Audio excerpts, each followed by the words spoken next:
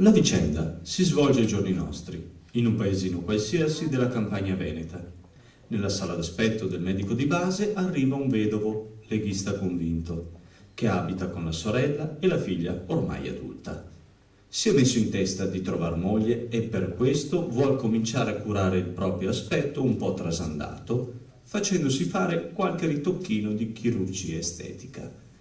Poco prima del suo arrivo, e per problemi ben diversi dai suoi, nello studio del medico, è entrata anche sua figlia, accompagnata dalla zia.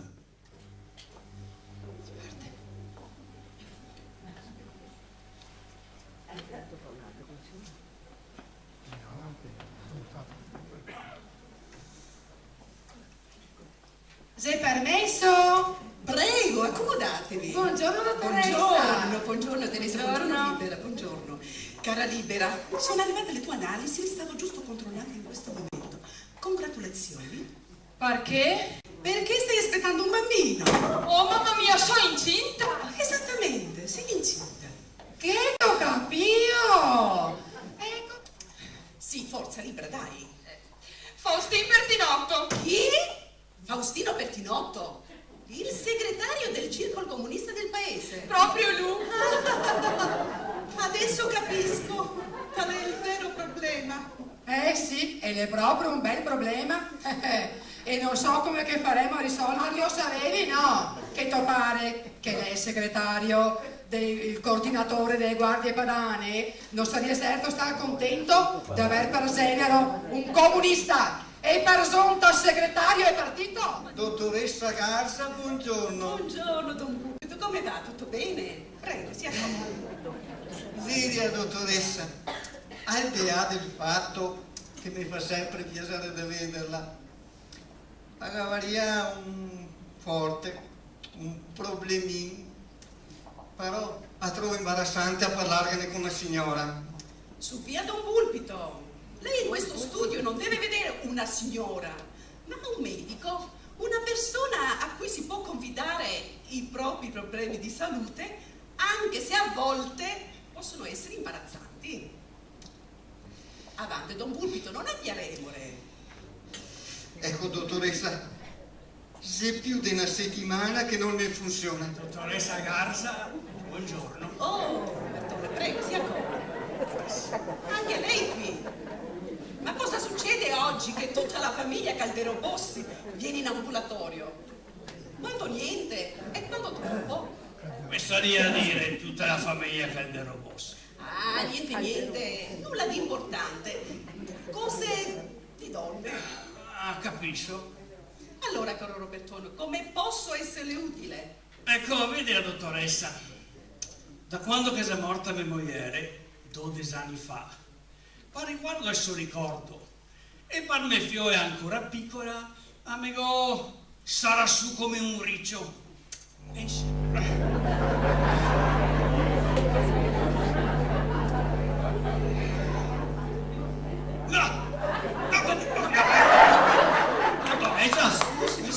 A me scombusola tutto.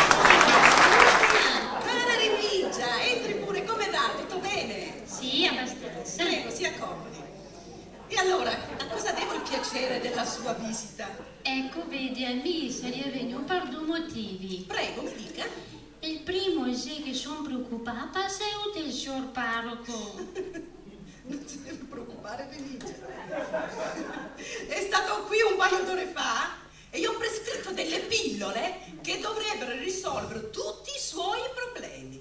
Anzi, gli ho raccomandato. Buongiorno, limoncino, sia comodo, prego. Grazie, dottoressa, grazie. Allora, caro limoncino, a cosa devo il piacere della sua visita? Ah, beh, dottoressa, quando che si viene qua non è certo per un piacere, no. Ma per qualche problema... Sì, certo, è solo un modo di dire. Sì, grazie, ho capito, dottoressa. Allora, avanti, fuori il rospo. Ah, signore, che schifo! Non stare a tirarlo fuori, per carità. Non ho mai potuto sopportare quei bestie lì. Ma di che bestia sta parlando? E del rospo che la vuoi tirar fuori? Mi scusa, ma mi viene la pelle di oca solo a pensare. e poi non capisco a cosa che serve se non assagna ancora.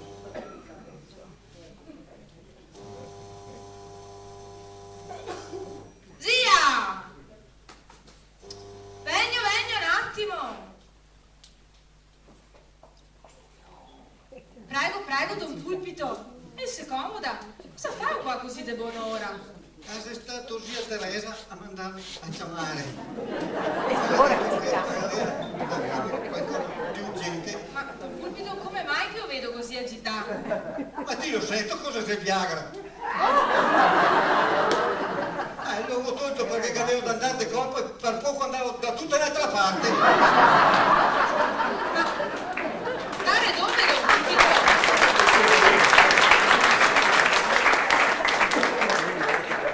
Vabbè, lasciamo perdere.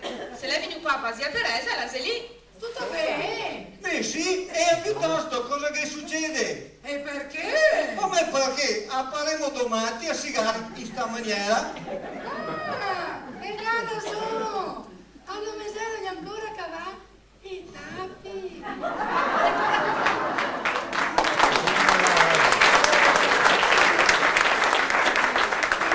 Stasera, prima di andare in letto, mio fratello russando e fa il rumore della segheria e in sta maniera non sentono. E così a mattina a me sveglio riposa e fresca come una rosa. Si Hai fresca. 24 anni, ma questa dice è per l'età giusta, La mia per esempio.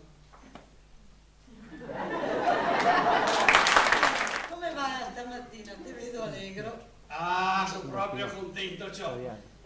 Fra 3 mesi la sarà tutta un'altra vita. Che a dottoressa, la sei veramente de vedute moderne. Cara Libera, tuo papà hai già deciso. Deciso cosa? Tagliare via tutto entro 3 mesi ed è panse in sta casa ma non se ne parla più.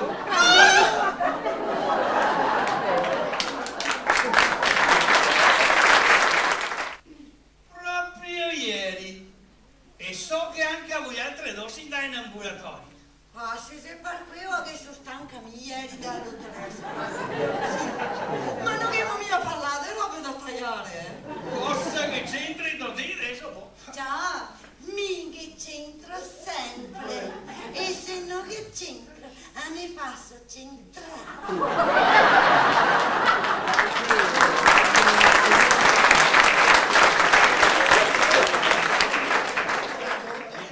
A te che il coraggio di venirmi a domandare. Sulle scale avevo incontrato un pulpito che mi veniva soccorrendo come se gli avesse il diavolo i calcagni. No, signore, anche a lui adesso. Sì, anche lui. Ma se puoi sapere cose che ti sei salta in testa. E se robe che non si mi è facile da dire, sento, neanche un prete. Ah, credo bene. Oltre a essere difficili da dire a un prete, ad essere anche difficili da credere. Se eventi della natura. Sì. Insomma, tanto simpatica no a sé. Ma insomma, ma neanche tanto grave come chi la fa separare lui, no. Chi sei che è sta ora? Oh, cara Remigia, vieni avanti, accomoda a te. Pronto,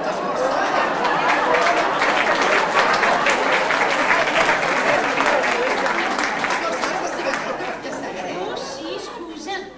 Giotte. Come va? Tutto bene? Ciao Libera, buongiorno a Lucio Limousine. Mi ben, grazie. 04 io parlare con Teresa di amori e di speranze. Anche a te? Perché? Chi altro sei che parla d'amore? Ah, beh, se per quello mi parlo sempre d'amore. Ma qua nessuno mi ascolta? Dai, Gio, Silvioldo, qua si potrebbe parlare di amori ormai, no? Ma che ti vuoi scherzare?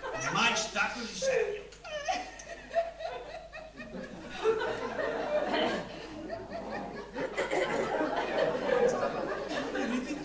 Questa risa era sfortunata. Questo è il primo dei miei problemi. E perché? Perché non voglio ancora scommissiare? C'è qua dentro.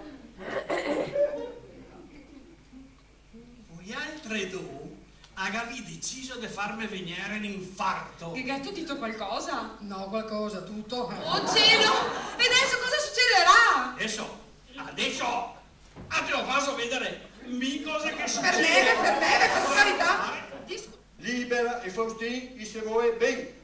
Questo è importante. Sei in attesa di un bambino? Magnifico! Adesso voglio dirmi cosa c'entra tutto questo qua politica. C'entra. Non sarà per caso che lui è geloso e ha paura? La candidata. Ciò adoriatore a scatola chiusa. Egli pensa su qualche giorno e dopo mi fa sapere. Di me puoi fidarsi. Signor Robertone, posso chiamarlo Robertone? È un onore per me, cara. Ore. Però cognatino mi pareva più fino. Ciao, che tu sentivo che ho fatto un cara rima. Senti di Monsin. La sarà Roberto Zetta. Bene. Le robe non le poteva mettersi meglio. La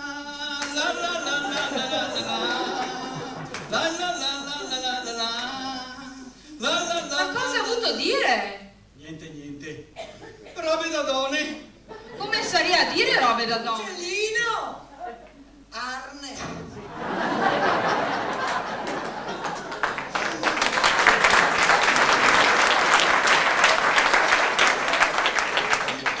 Salve a tutti.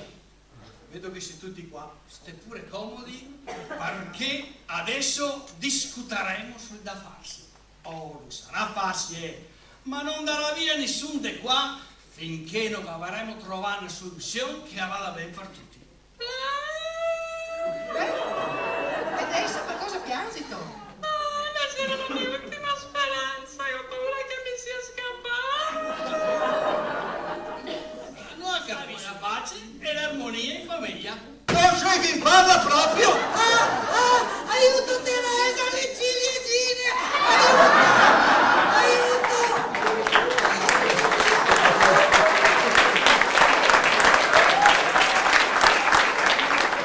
Altre robe che non sta né in cielo né in terra. Mi non sto qua un minuto di più. Attento Don Pulpito che così si contraddisse.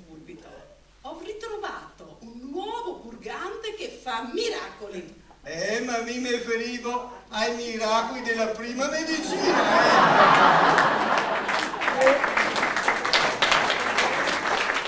Visto che non bisogna mai perdere speranze. Sì, ma se non che fosse zia Teresa, Bisognerebbe inventarla.